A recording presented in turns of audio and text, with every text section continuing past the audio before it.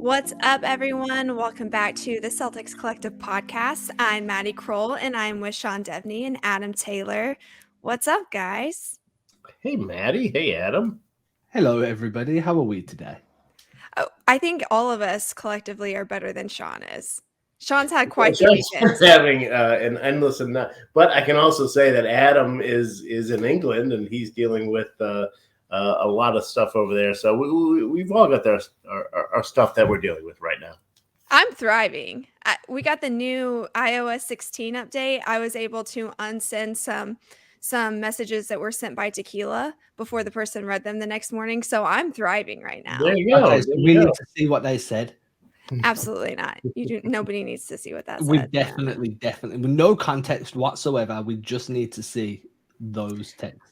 I mean, all you need to know is that it was tequila induced. That's all. It's all. We need to send Maddie more tequila. I think that's what we need. All right. Well, let's get into the topics. Today we are talking about Marcus Smart on trade rumors, Jayson Tatum's weak spot, the Celtics defense, and then we're going to play a little game of true or false.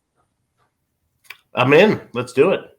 Yeah. I'd just like to point out that on the show sheet that we have, and everybody should know we have a show sheet because we're super organized. The statement reads, "Let's close with some lightning fast true or false questions. Though when it comes to Sean and Adam, nothing is lightning fast. We'll go with moderate lightning here." Yeah, that's fair. Right. Yeah, we're going with rolling thunder. Let's go with rolling thunder questions rather than lightning. All good info, though. All good info. It's all true. Okay, well, talking about Marcus Smart, he made an interesting comment to The Athletic last week that the exact quote was, "Until it actually happens, I try to pay trade rumors no mind."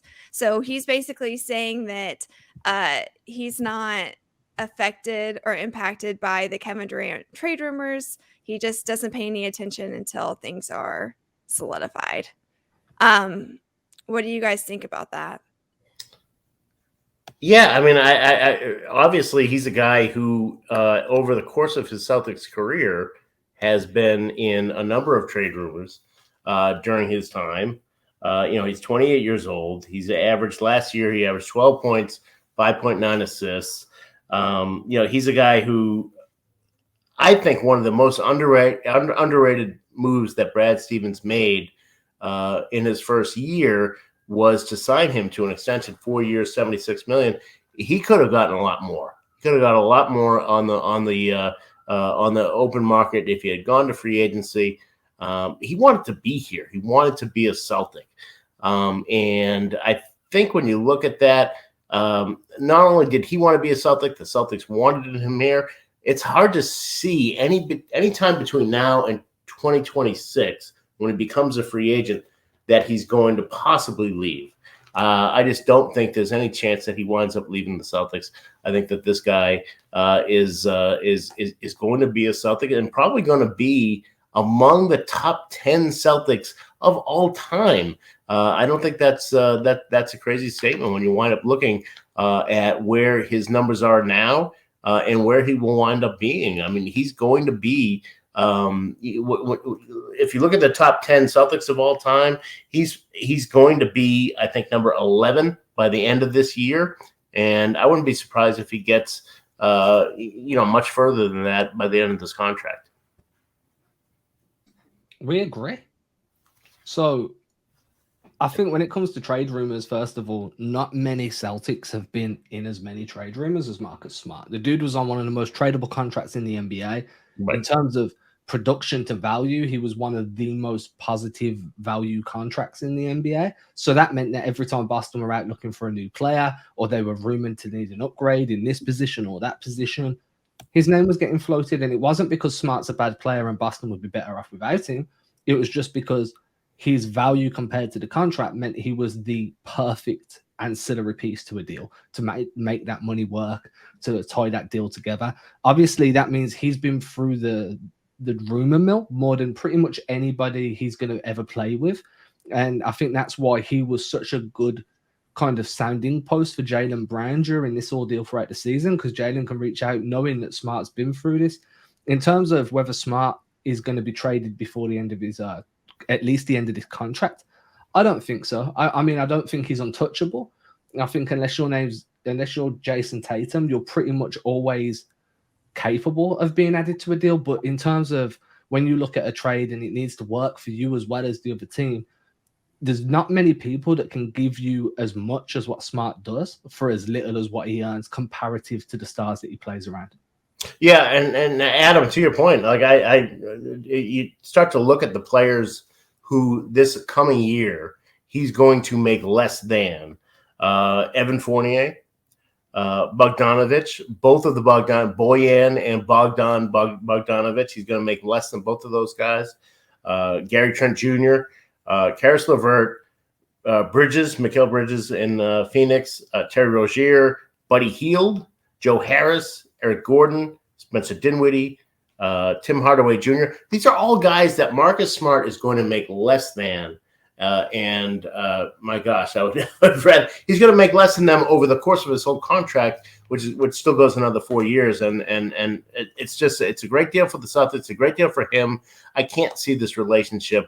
I don't think either side will ever want this relationship to come to an end. I think that both of these guys, both sides, are in a position where they really want to be with each other at this point. So you think that he's going to be a Celtic for a long time? Certainly through 2026. I don't see any change to that. And after that, probably, yeah, they'll probably want to keep him around. I mean, he'll still be 32, I believe, at that point, or 34. Adam, do you feel the same way? Well, first of all, I just want to point out that it feels wild that this is the 9th year of Marcus Smart. Right. Yeah. Like, that's wild in itself, especially because he improved so much last season as an all-round player. You're not going to see those improvements in the box score, but you certainly saw those improvements on the floor. And I think because he's still shown improvements in year 8, and he's still young, he's been with the team for 9 years, I don't see why you trade away somebody with that longevity who's impacted winning at so many levels throughout. He was one of the first Celtics through the door when that rebuild happened. Once Pearson Garnett were gone, he's been there all the way through the Isaiah years, the Hayward and Kyrie years, the Kemba years. Now we're into that JT and JB leading the team years. He's going to be that guy that could potentially be a Celtic for life or go down that Paul Pierce route and not experience playing for other teams until he's on that last lap of his career. So, yeah, I think he's a Celtic for life at this point. He's been there too long, and he's just too impactful for you to really consider trading him away. Mm. Do you guys have anything else to say on Marcus Smart before we dive into Jayson Tatum's weak spot? Love the green hair. So the green hair was dope. The green hair is dope. Yep. The green hair is dope. And Adam's a big fan just in general, I feel like, of Smart. I've been on both sides of the coin. Both sides of the coin. I love the way you said coin there. Coin. Oh, that was too American. Both sides of the coin. There you go. All right. Well, let's dive into Jayson Tatum's weak spot. Recently, last week, Heavy talked with an NBA coach who said that what's missing from Tatum's game is a post-up game. He pointed out that all of the top forwards in the game, like Kevin Durant, LeBron James, Kawhi Leonard, Giannis, they all have a really effective post-up games. Excuse me. The exact quote was, "It's a gaping hole with him." Why? Is it really that big of a deal? Is the post-up game a thing of the past? I'm going to let Adam, do you want to get started on this one, and then we'll dive into Sean? First of all, Jayson Tatum's offense ran 8.7% of Tatum's offense ran through the post last season. That's more than cutting off screens. It's more than cutting off ball, more than running DHOs, pick and pops, putbacks, or operating as the roll man on the pick and roll. It was literally middle of the pack. So out of every 100 possessions, Tatum went to the post we'll round up, so 9 times. In a modern NBA, the guy's going to the post more than 15 times, and he's not a big man out of 100 possessions. You're slowing the offense down unless you're facilitating out of there. Tatum's a big guy. Could he do with adding a drop step to his game? Definitely. Could he do with figuring out some post moves that don't involve a fadeaway? Maybe. But you're asking Tatum more and more now to initiate the offense from the perimeter, to be that pick and roll ball handler, to be a screen guy that goes screens and then spots up and then attacks off the rip once the defense closes out on you. I don't think that you need much from him in the post. Boston like to kind of get the ball to him around that elbow area in their elbow actions and allow him to work from there a little bit higher up the floor so he can use his length and like that long wingspan. So when he's making those big strides in the ground, he covers. I don't think it's essential, to be honest with you. Maybe if he can improve his passing out of the post, but Rob Williams is a great low post passer. Maybe Grant Williams should improve there too. I just don't think that it really adds much value to Tatum's game at all. All it's going to do is force him into more of those Kobe-esque fadeaways that he worked so hard to take out of his game in the first place. Sounds like you don't think it's holding him back either. He was all NBA. That's fair. I can't disagree more with Adam and what he's saying right now, though, because I think that if you're going to be that next level superstar forward, if you're going to be that big guy, that Kevin Durant, that LeBron, that Kawhi Leonard, if you're going to be on that, Giannis, if you're going to be on that level, you've got to have a post game. It doesn't really show up as much to me in the regular season. It's more in the postseason. That's when you need it, because this game, I've said this a million times, the game slows down. You've got to be able to find ways in the half court to score, and you want your best player to be able to set up in the post and do something with it. I last year, when you had Drew Holiday, who's 6'3", on Jayson Tatum, who's 6'8", in the post in that Milwaukee series, Jayson Tatum, Drew Holiday won that matchup every time. That cannot be. You cannot have that. You can't. That's just like you can't. You've got to be able to. If you're 6'8", you've got to be able to take advantage of the guy who's 6'3", and that was not the case with Jayson Tatum. If you look at the top guys in the NBA last year, Giannis was in the 70th percentile in terms of his scoring ability in the post. LeBron was 75th percentile in his scoring in the post. Kevin Durant was 86th percentile in his scoring in the post. Jayson Tatum was 33 percentile. But I mean, he's terrible. He cannot score in the post. That's not what he does. But he's got to learn to do that. I don't think there's any question that what made LeBron what LeBron is now, what made Kevin Durant what Kevin Durant is now, is their ability to score in the post. He's got to be able to do that. You see, but over the last 3 seasons in the post for Kevin Durant, he's running it 11 times. 11 times out of 100 possessions, he's going to the post. And he's probably, so out of what is he scoring? He's scoring 2.7 points per 100 possessions. So just over 50%. It's not like his conversion rate is much higher than Tatum's. He's just getting the ball there a little bit more than what Tatum is. But you've got to be able to convert those, though. I mean, that's the thing, is you've got to be able to get your team some easy points, get yourself some easy points too, to get your offense going. And Tatum does not have that in his game right now. He just doesn't have it where he can back a guy up. I mean, like I said, I mean, you saw it, Adam. I mean, against Drew Holiday, he was completely ineffective. Yeah, he doesn't. His hips are too high when he's backing guys down. He's not using his force to push for guys like backwards. But that's where I said, could he do with a drop step? Yeah, because you can negate a strength difference with a good drop step because you seal the guy off as you take that drop step around him, and that could work wonders for his game. And he's still facing the basket at that point. I think the biggest concern I've got, I'm not saying he doesn't need to add a post series to his game, but my biggest concern is I don't want him doing so with his back to the basket, because he's going to lean into that fadeaway shot, and we know it. We've seen him do it. Tatum is very much a guy that plays into his comfort zones, and I think that's one thing Ime Udoka challenged him to get out of last season by forcing him to the hoop more. So asking him to post guys up is fine, but you need to train him, or he needs to work on ways in which he can succeed in the post by facing back up to the basket, and a drop step seems to be the ideal one, because I just don't want those fadeaways to creep back into his game because they're a net negative. I would rather see him get those fadeaways and get that as a shot that he can rely on. I'd rather see him be a little more Paul Pierce than that. You know what I mean? Where he gets to that elbow and he knows he has a shot there, because that's one thing about him is I don't feel like he has a go-to shot that he can go to, and I think that'd be more successful for him. I think it'd be more successful for them in the playoffs as well. I'm going to do a deep dive on this because now I'm super interested. So you can work out for that on my socials, but I still stand by the fact that a drop step's more than enough. I understand, but also when you do a deep dive on him, look at LeBron, look at Kawhi, look at like if he wants to get to that level of Giannis, LeBron, Kawhi, Kevin Durant, look at what they do and compare it to what he does, because he doesn't have that part of the game. And to me, I remember LeBron when he came back after the Miami Heat lost and they were completely embarrassed in that 2010 NBA championship against the Mavericks.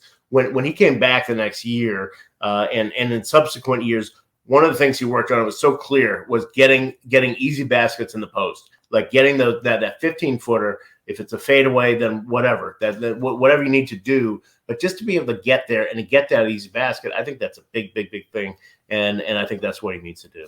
I think I'm so ingrained in 5-out basketball and like pace and space motion offense that post-ups are just an afterthought to me. If you're in the post, I want a cross screen so somebody can get the hell out of that post and figure out a way to hit a free. So it's definitely something I think I've just spent so much time watching modernized ball that the post offense does hold less value to me. But then again, I'm a huge advocate for the mid-range. So, I'm a bit of a hypocrite here. But I'm definitely going on with a drop step's more than enough. I can teach him how to drop step. Me and him can become best friends. I'm down for all of it. It wouldn't be a Celtics Collective podcast if Adam wasn't shooting for a job somewhere in this. I mean, and if Adam winds up becoming best friends with Jayson Tatum, then I'm good with that. He is my favorite player. Adam, you could be Jayson Tatum's nanny. I've seen the movie with Vin Diesel in The Pacifier. Yeah. So I could spend a year getting jacked. And then I could be more like Vin Diesel and drive some fast cars, and then I could be the nanny. I'd do that. Deuce looks awesome. And then you could subtly just sneak in a casual conversation. Hey, let's work on your post-up game. I think I'd play him and just dominate him in the post and then be okay. Now we're living in fantasy land. I think the whole thing was a fantasy conversation. I mean, I'm just leaning into it more. I hope that we just spoke that into existence for you, though. Adam wants to be an American. I've tried very hard. Yeah. All right. Well, let's talk about the Celtics defense. Do we think that they're going to be able to repeat what they did in the 21-22 season when they led the NBA in defensive efficiency at 106.2 points per 100 possessions? They were the best defense in the league. This has been a pattern in the NBA going back to 2011 when the Chicago Bulls led the NBA in defense, and they did it again the next season. So in the last 11 years, 4 teams that led the league in defense did it again the following year. They ran it back. Do you think that Boston can make it 5 times in 12 years? Sean? Yes, I think they can. I think there's going to be significant challenges. I think it's interesting. I went back and looked at the teams that actually did it. So Milwaukee did it in 2020 and 2019, and neither one of those were their championship teams. The Spurs did it in 17 and 16. And again, like they went to the Western Conference Finals, but they were not a championship team. Indiana did it with Frank Vogel, 13-14, Eastern Conference Finals. Chicago did it 11 and 12. And again, like they did not get very far in the playoffs. They got to the Eastern Conference Finals. That was their max. So, it's not necessary to lead the league in defense and get to the NBA Finals or win the NBA Finals. But I think that they can do it.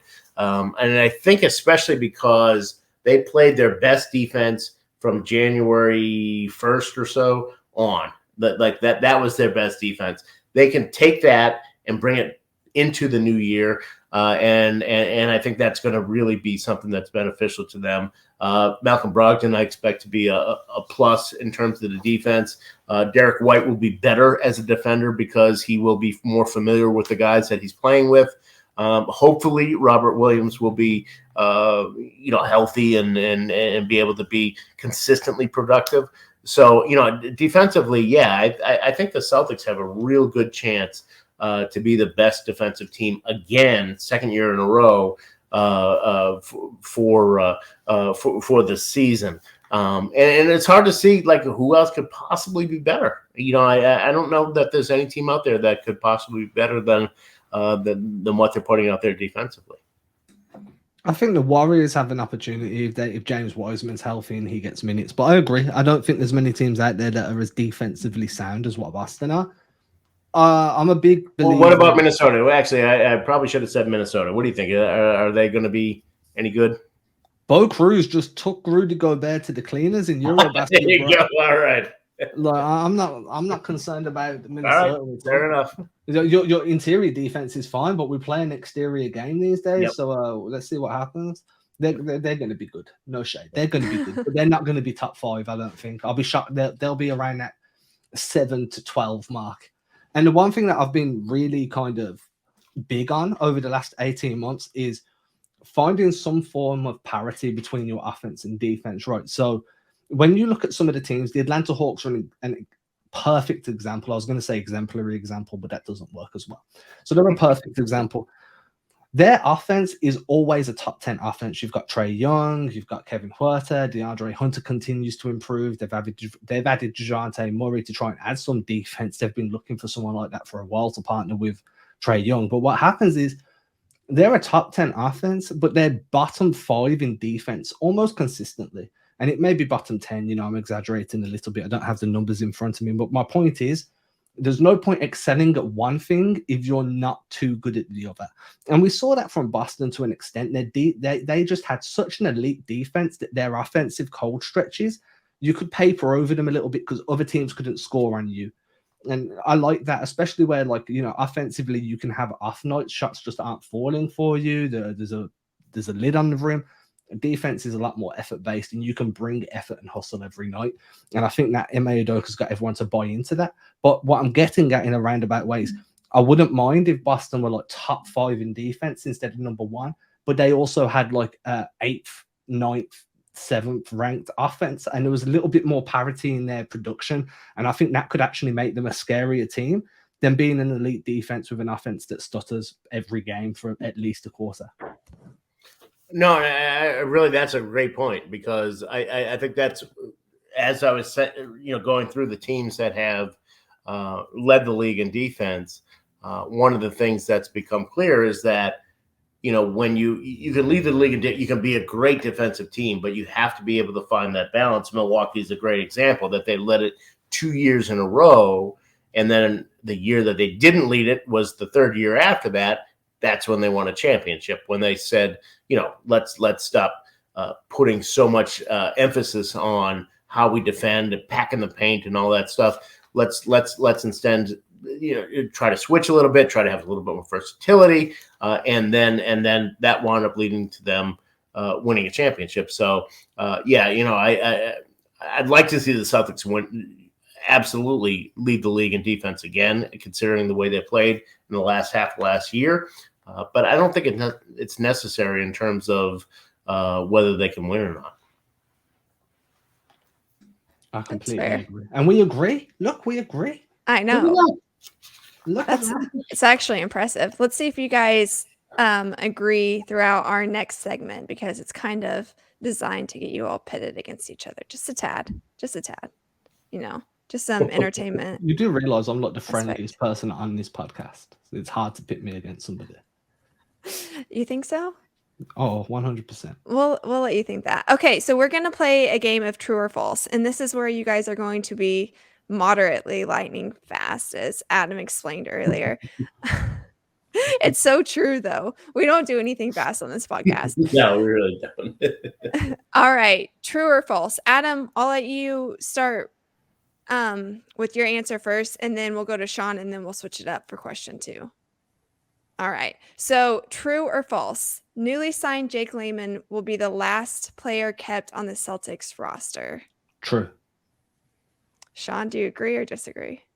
Well, you can expand on that, Adam, of course, but no, I don't think so. And I know Adam's a fan of Jake Layman because he cuts, he does this, he does that. But in the end, to me, I want one number from Jake Layman, and I want one number from the 14th guy on the roster, and that is I want 38% from the 3-point line. And Jake Layman has not shown me that. When Jake Layman was coming out of college, that was like his thing. Like he was a very good 3-point shooter. He was supposed to be a guy who could make a team because he could make a 3-point shot. He cannot make a 3-point shot. He cannot do that. He's 30% in however many, what is it, about 5 years in the league? 30% from the 3-point line. No way. I mean, they need somebody who can make a shot from the outside. They don't need somebody who can cover your cuts or do whatever. No. You need somebody who can make a shot from the 3-point line. You need somebody who has a specific skill if you're going to keep him for that last spot on the roster. And this guy has no specific skills, so no way Jake Layman winds up making the Celtics. Who played the lead role in Taken? Who was that? In what? The movie Taken. I have that. Is it the Liam Neeson? Yeah. So you need Liam Neeson, basically, someone with a specific set of skills. I want one skill. I don't need Liam Neeson. You don't have to be an Oscar winner. I want one skill. Let's look at this. The one season that Layman had a significant, consistent role on the team was 2018 to 2019 with Portland. Played in 71 games, started 33 of them. Shooting wasn't great, 32.6% from deep, slightly below average. You can live with that, though. I know you want that 38% number, and if that's the case, you might as well just run with Sam Hauser. And I genuinely think they should have Hauser above Layman anyway. We'll get to that. Definitely, as I say, you've kind of covered it. He cuts, he runs, he makes really smart reads, good screener. Defensively, he's not really a sieve. He can hold his own. He's everything you want from a 14th man in the roster, because if you're giving him significant minutes, whether he can score or not, something's gone drastically wrong. So I think that for me, it's very much about what do you add to the team overall? Can you fit in with the team's processes, their system? And then you start to trust in the process and be like, right, if you're open enough, and this is something I wish I'd looked into, how many of Layman's shots have been open to wide open versus strongly contested? Because that makes a huge difference. In fact, while everyone talks, that's exactly what I'm going to do. All right, let's move on to the second question. Sean, we'll start off with you this time. True or false? The Celtics will throw caution to the wind and sign Carmelo Anthony. I think it's false, and I wish it wasn't. But I just don't see them. I think if they were going to do it, they would have done it by now. And unfortunately, they haven't done it by now. And I don't know. I think he fits what they need. I think he fits the Gallinari role. And he's a veteran guy. He knows what he wants. Talking to people around the league, I think the concern that they have about him is that he's a distraction. He's Carmelo Anthony, and so he's going to wind up drawing a lot of attention to himself rather than, just kind of letting the team be what it is.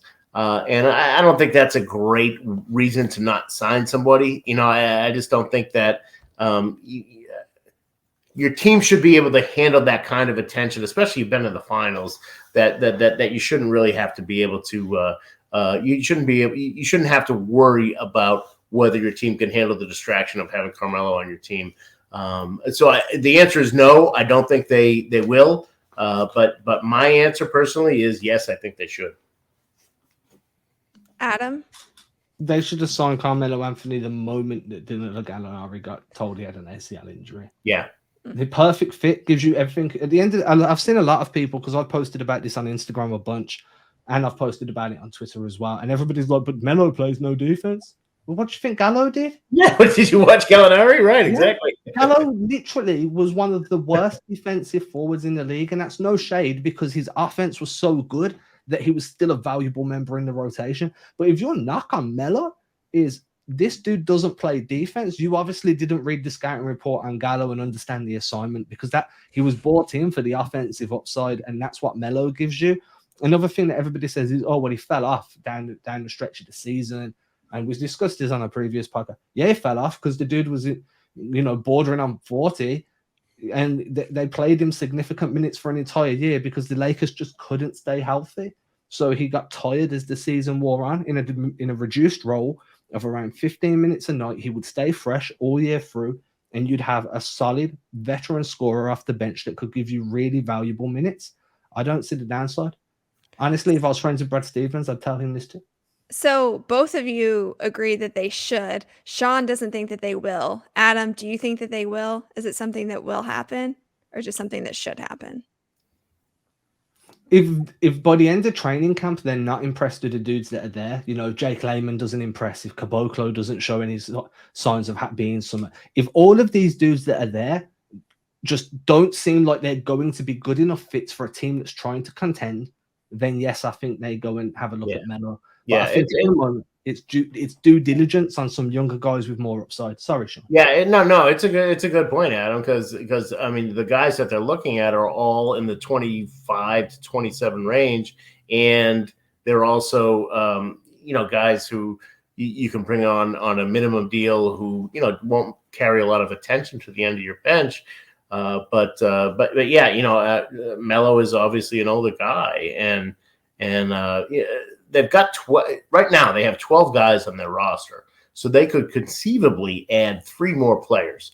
So you could bring in Justin Jackson and Kevin Keeley. You could bring in those 2 guys and still bring in Melo as well. They're in a rare position in the NBA right now where they have 3 spots. I think they'll only wind up filling up 2, but in the end, they could fill in 3 spots if they really wanted to. I think they filled the 2. I think they go in with 1 left, and I think that there's a chance that Justin Jackson for me is that number 1 guy that's going to get one of those roster spots. Agreed. Now, I'm not very high on Vonleh at the moment. I'm watching his. And my biggest thing with Vonleh is, I went back and watched a lot of his film from when he was in China last season with Shanghai. And when you're in the Chinese league, if you're trying to be an NBA level player, you're meant to stand out. You're meant to be unequivocally the best player on the floor. Vonleh looked like a high level player. He didn't stand out. He was against Jahlil Okafor in the one game, and that was just a battle. There was no domination. And I'm like, well, if you can't dominate in the CBA, then you're not going to dominate or even have a chance at making an NBA roster. Layman, I've looked at his numbers now. A bunch of his shots come wide open. They're still not falling. I'm still not out on him because he does everything. He's a team player. But if I had to choose between Jake Layman and Carmelo Anthony, I'm sorry, Jake, man, you're going to have to find somewhere else, bro. Carmelo needs to come.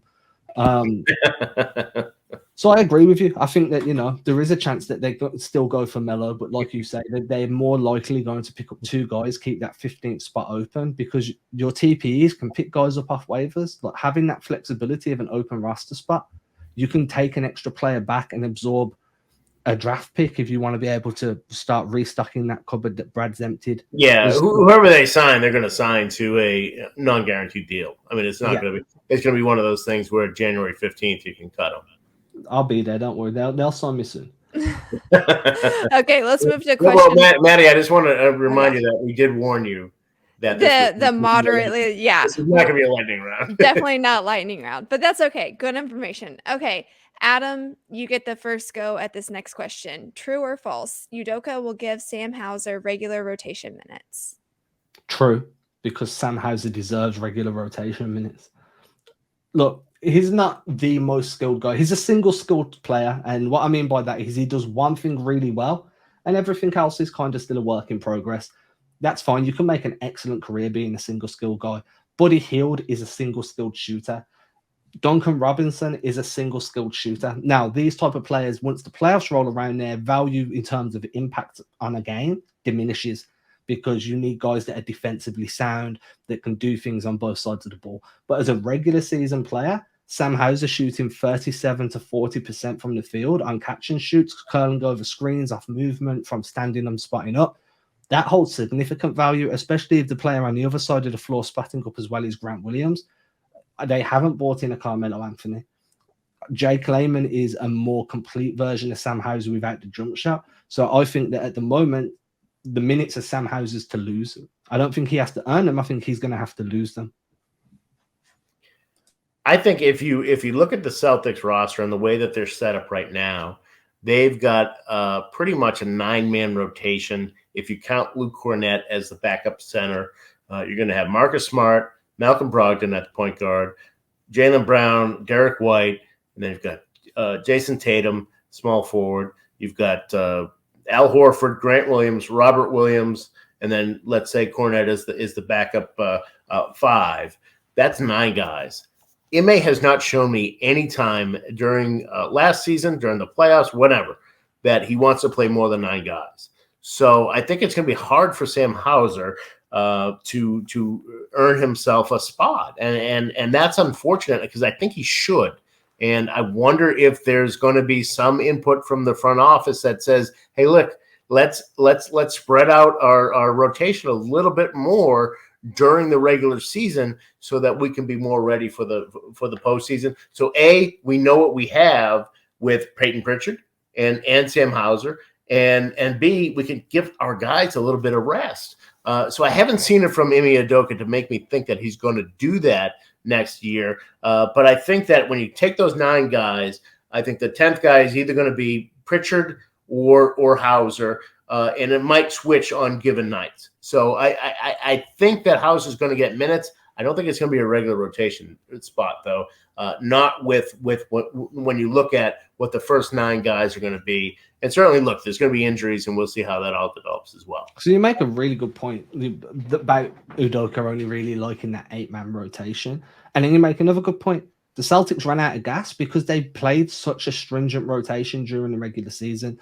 And one of the beauties, and I know a lot of people got really frustrated with Brad for this, but one of the beauties of Brad Stevens, early season Brad Stevens, not even early to mid-season until the trade deadline, really, that dude was experimenting with his lineups. He'd go 8 deep, he'd go 10 deep, 12 deep, right. And everybody was fresh. And I think that Ime Udoka is obviously very self-aware as a coach. You see him kind of analyze his own performances during press conferences.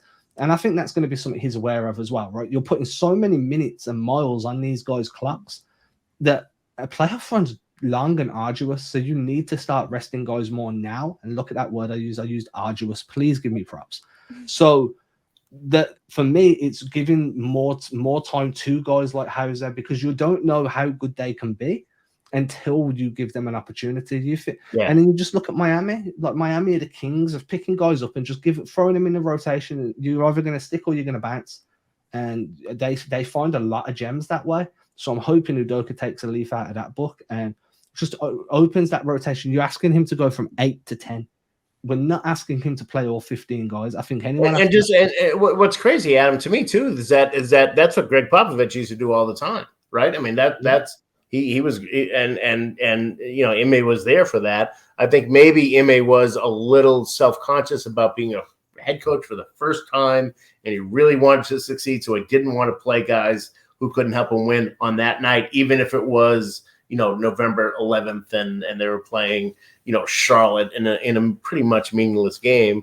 I wonder if that's going to change now that he's kind of made his bones as a guy who just got as a rookie coach who got his team to the NBA finals. As an aside, with Will Hardy gone and obviously a lot of the offense he kind of had a hand in, they should go and try and bring in James Borrego as an offensive coordinator. I know we're not talking NFL, but somebody that could come in and help draw up some offensive plays because he would be ideal for this system. That's just an aside.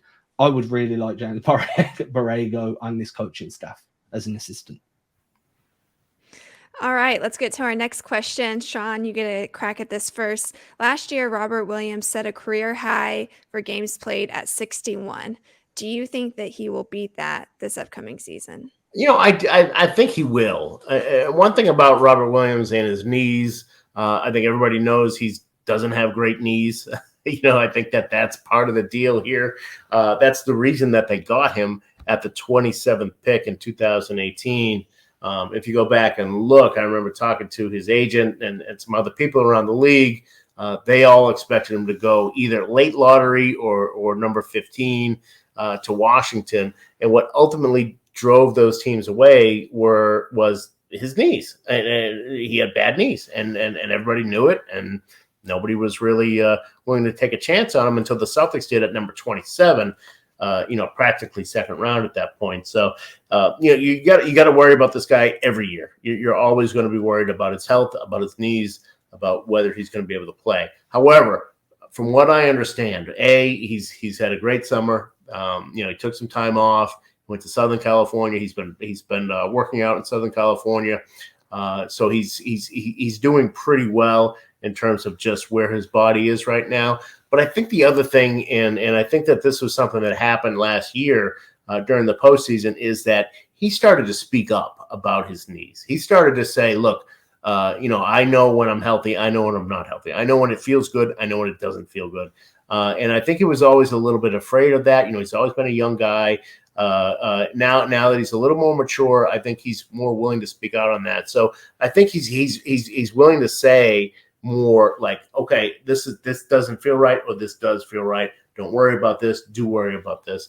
And if he takes more control over his health and his personal well-being, then yeah, I think we'll probably see him play, 64, 65, maybe even 70 games next year. Yeah, but coming into the season, I completely agree with you. So I'm agreeing with everything you said. Coming into the season, I would really like the coaching staff to have a hard stop on the amount of regular season games you play as well. We're going to draw the line at 68 games, and we want you to have the rest of those games as rest because we need you healthy. We've seen what you're capable of when you're 100% healthy. You were impactful playing off one leg during the playoffs. You were altering shots when you had one good leg. So imagine what you're going to be like with two good legs. So putting a hard stop at 68 games would be perfect for me. And obviously, if you find yourself in this dogfight for seeding and something's gone wrong and all of a sudden you're fighting to stay out of the plane, extend that as long as his health looks good. But if you start, as you say, if Rob starts to say, hey, the knees aren't feeling too great, let him sit, because the last thing you want to do is cost yourselves and him some of his best years by pushing him too hard in moments that you don't necessarily need him. All right, last question. We're going to make this one lightning fast. Adam, you get a first crack at it. Brad Stevens, will he trade away another future draft pick sometime before the February 9th NBA trade deadline? True or Brad false? Stevens wants no part of draft picks. True. Absolutely false. I think Brad Stevens has known that he needed to use his draft picks to reshape the roster in the way that he wanted to, and it's now in the way that he wants. He does not want to trade any more draft picks. I mean, look, you've got a bunch of guys who are going to be getting older and older and older. You've got a backcourt that's all going to be in their 30s in a couple of years, and he needs to get some more young guys in there. So, I think they won't. I think they don't make a pick next year. 2024 is the first. He's going to pick in 2024, probably 2025 as well. So I'm going to say that, yes, Brad Stevens will hold on to his draft picks from here. I think he's done what he wanted to do with those draft picks originally. It could be just a second round pick, though, Sean. He could trade away a second, and then he traded away a draft pick. I meant the first round. Nobody cares about second round picks. I mean, I was saying overall draft picks. It's the way you interpret the question. Okay, you guys, if you stuck with us this long, you know that you're circling back next week. Go ahead and follow us on every podcast platform, subscribe, and have a great week.